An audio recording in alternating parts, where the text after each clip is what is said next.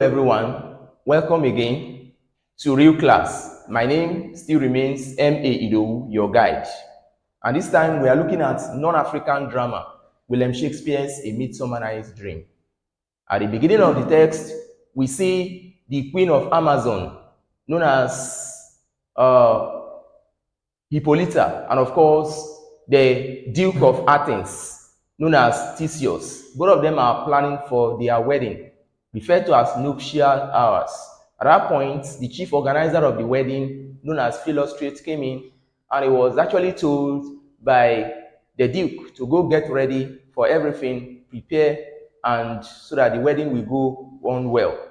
At that point, when Philostrate left, a great man and a young man, of course, in Athens, comes to report the daughter, known as Hermia.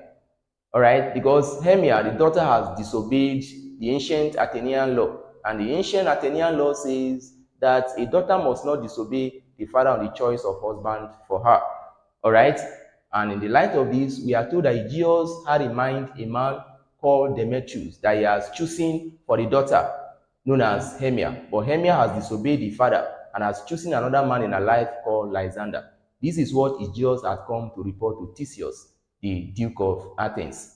And the Duke of Athens had to invite, the woman in question, Hermia, to come, and she's told about the consequences of her actions. There are two punishments that could go with it.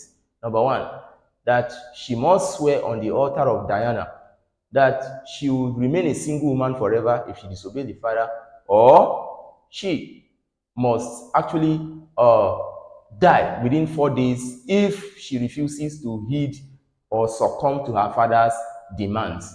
All right? Now, Lysander got this information and told Hermia that, see, the only way to escape all of these troubles is for them to run away and marry close to her auntie's place in the forest of Athens. All right? And being that, Helena has a friend known as Helena. Helena was dated before by Demetrius, and Helena is still very much in love with Demetrius. All right?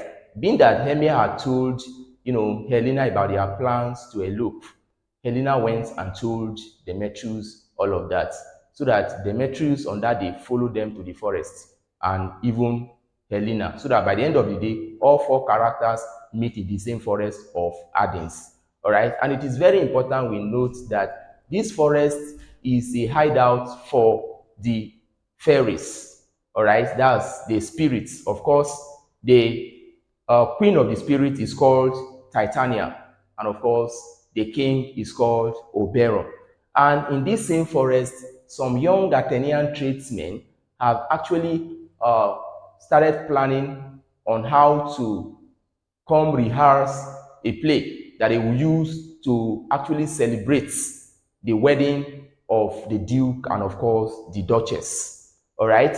And we are told that the king and queen of the fairies, Oberon and, of course, Titania, had a lot of issues. The issue raises from the fact that Titania has an Indian boy, all right, that the husband is interested in. The husband wants Titania to release the boy to him so that the boy will serve as a special attendant to him. But the wife had refused. And this angers the husband up to the extent that he had to invite Puck, a mischievous spirit, and tells him to go get him some magical flowers that he will pour on the eyelids of the wife, Titania, that when Titania wakes up, whatever she sees, any creature she sees, she's going to fall in love. And he will now use it against her that she's a betrayer. By so doing now, when he demands that boy, the woman will have no choice than to hand over the boy to him. All right? And Puck obeys and goes ahead to go get the magical flower. It was when he was on his way to get the magical flower that, yes, so it was while Puck, otherwise referred to as Robin Goodfellow, was a way to get the magical flowers, that Oberon saw that there were two lovers that were pursuing each other, and this time around, Demetrius and Helena. And he pities them, he sympathizes with them. And when Puck, Robin Goodfellow, came back, he ordered him to take part of the magical flowers and look for the lovers, and of course put part of the magical flowers in their eyelids so that when they wake up they eventually will fall in love and reconcile. All right, but what happened later was that the Robin Goodfellow himself actually went, took part of the magical flowers, and was looking for the two lovers, and found Hermia and Lysander sleeping apart from each other, and he felt that they were the two lovers. So he now went and poured part of the magical flowers in the eyelids of Lysander. All right. When Lysander woke up, the first person he saw was Helena, and he begins to profess his love for Helena. All right. And it was a big issue here because Helena had thought that Lysander is trying to mock her, knowing full well that the man in question is already in love with her friend Hermia. Immediately, Oberon discovered that mistake has been made. He himself, of course, took part of the magical flower and looked for Demetrius while he was asleep and poured the magical flower on his eyelids. And when Demetrius woke up, the first person he also saw is Helena, so that both Demetrius and Lysander are both in love with one and the same person, Helena. So that by the end of the day, both men are fighting for the love of Helena, while both women are fighting each other because of the same love hearing. All right.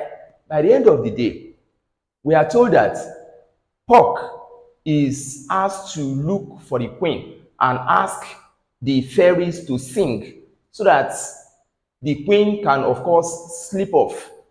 Having slept off, the man actually took part of the magical flowers, squeezed in the eyelids, of course, of Titania.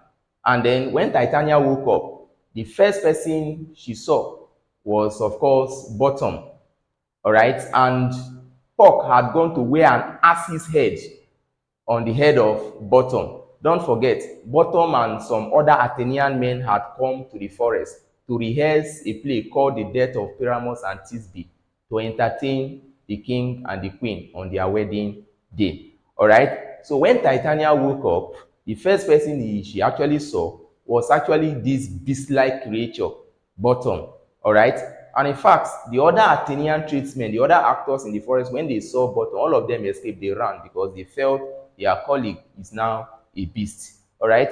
It was at this point that the husband Oberon becomes very angry with her and demands that the boy that he has always demanded for be given to him. And she had no choice than to hand over the boy to the husband. All right. And what happened? We are told that immediately after this, he, Oberon, invites Puck, Robin Goodfellow, and tells him that he should provide some remedy to restore the senses of Titania so that she will come back to her normal sense, and it is done. Okay, and again, the man, Puck, is instructed by Oberon to release some fog or smoke into the air to bring the four lovers together, to make them sleep, so that he will add remedy to their lives, so that when they wake up, they will go back to the normal love of their life, so that if at all they will have to remember anything, it will look like a Midsummer Night's Dream. It will not be real to them. Okay, so that's that. And he eventually did that. When he eventually woke up, Helena, of course, goes back to the love of her life, called Demetrius, and Lysander goes back to the love of his life, known as Hermia. And by the end of the day, we are told that the wedding comes up. That's the wedding of the Duke and Duchess, Theseus and, of course, Hippolyta, respectively. And what now happens is that the Athenian tradesmen actually came out to play, or act that drama called. So the wedding of the Duke and Duchess, Theseus and Hippolyta, goes on smoothly, so that by the end of the day, the actors came out and they presented the play known as The Lamentable Death of Pyramus and Thisbe. Everybody cheered them up and everything goes on well. By the end of the day, the mischievous character, Puck, otherwise called Robin Goodfellow, comes around and, of course, gives the epilogue. And the epilogue says, in case the audience do not like what they've just watched or do not like anything about spirit, that they should just pretend that what they've just watched or seen is nothing but a midsummer night's dream, so that they will forget whatever pain might be in their hearts or minds. And that's that. Ladies and gentlemen, in our next video, we look at the characters and characterization.